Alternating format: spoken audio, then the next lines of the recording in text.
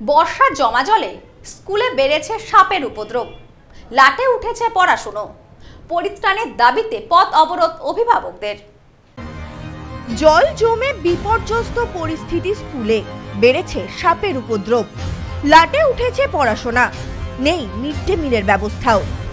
প্রতি বছরই বৃষ্টি হলে এই একই সমস্যার সম্মুখীন হতে হয়, এমনটাই অভিযোগ অভিভাবকদের। স্কুল কর্তৃপক্ষের বিরুদ্ধে এমন অভিযোগ তুলে এদিন পড়ুয়াদের নিয়ে পথ অবরোধে সামিল হন অভিভাবকরা। অতি বৃষ্টির প্রভাব স্কুল পঠন পাঠনে, নিম্নচাপের প্রভাবে টানা বৃষ্টিতে একাধিক এলাকা জলমগ্ন, বহু রাস্তায় জমেছে বৃষ্টির জল, যা উপচে ঢুকে পড়েছে অনেক বাড়ির ভেতরেও। জনজীবন কার্যত বিপর্যস্ত হয়ে পড়েছে এই বৃষ্টিতে। এই বৃষ্টির প্রভাব শিক্ষা প্রতিষ্ঠানেও।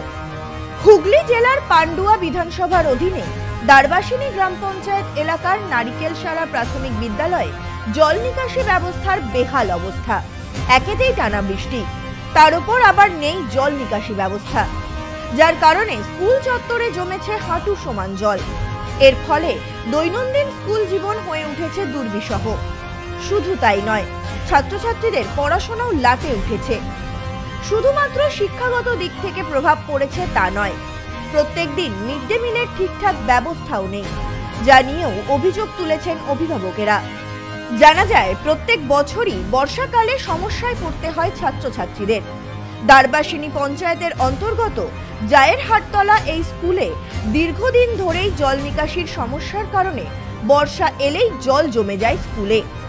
এখানে নেই কোনো পাকা ড্রেনের ব্যবস্থা। দীর্ঘদিন জল জমার কারণে বেড়েছে সাপের উপদ্রব, যা নিয়ে রীতিমতন চিন্তিত অভিভাবকেরা।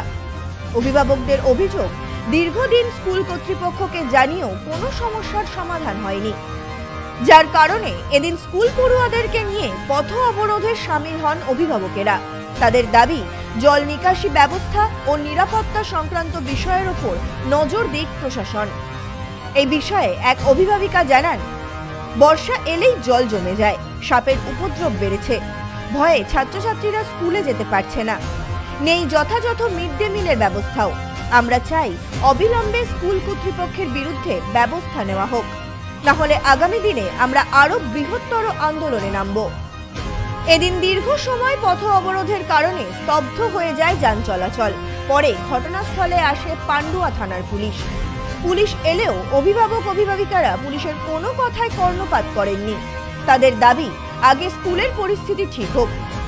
পরবর্তীতে পুলিশ প্রশাসনের পক্ষ থেকে অভিভাবক অভিভাবিকাদের আশ্বস্ত করলে দীর্ঘ সময় পর তারা সেই অবরোধ তুলে নেয়। এই বিষয়ে স্কুলের প্রধান শিক্ষক সুবীর দাস জানান, আজ স্কুলে এসে দেখি স্কুলে কোনো ছাত্রছাত্রী নেই। পরে জানতে পারি অভিভাবক অভিভাবিকারা তাদের নিয়ে পথ অবরোধ করছেন। স্কুলের এমন পরিস্থিতির কারণে ছাত্রছাত্রীরা স্কুলে আসতে ভয় পাচ্ছে। তবে আমি ঊর্ধ্বতন কর্তৃপক্ষকে জানিয়েছি বিষয়টি, আমাদেরকে আশ্বস্ত করা হয়েছে বিষয়টি খতিয়ে দেখা হবে।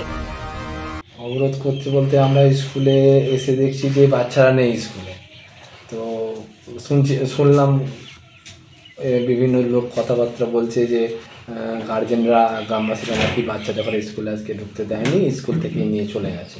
এসে দেখছি স্কুলে একটা বাচ্চাও নেই। তো আমার শোনা কথা যে ওরা নাকি এই স্কুলের অবস্থা দেখেই ওরা আন্দোলন করতে গেছে। হ্যাঁ, আমি কিছু ঊর্ধ্বতন কর্তৃপক্ষকে অনেকদিন আগে থাকতেই জানিয়েছি, তো সেইভাবে কোনো রকম এখনও কাজ হয়নি। বলছি, আজকে যে স্কুলে যে মিড ডে মিল, তার মিড ডে মিলের ব্যাপারটা কি আজকে রান্না হবে? বাচ্চা না থাকলে কী করে আমরা রান্না করবো? একটা বাচ্চাও প্রেজেন্ট নেই আজকে স্কুলে, তাই জন্য আজকে মিড ডে মিল বন্ধ আছে। এই মুহূর্তে এসআই স্যার পরিস্থিতি জিজ্ঞাসা করেছিলেন আমাকে, আমি বললাম এরকম বাচ্চা আসেনি, ওরা মনে হয় গার্জেনরা নিয়ে অবরোধে গেছে। Bureau report, news no man's land, Hooghly. এবার আপনার নিকটবর্তী শহরে আরতি ইলেকট্রনিক্স রিটেল প্রাইভেট লিমিটেড। আরতি ইলেকট্রনিক্স বনগাঁ, গোপালনগর, চাঁদপাড়া, দত্তপুকুর, হাবড়া, নগররুকড়া, বগুলা ও হেলেঞ্চাতে। ফোন 7076534320।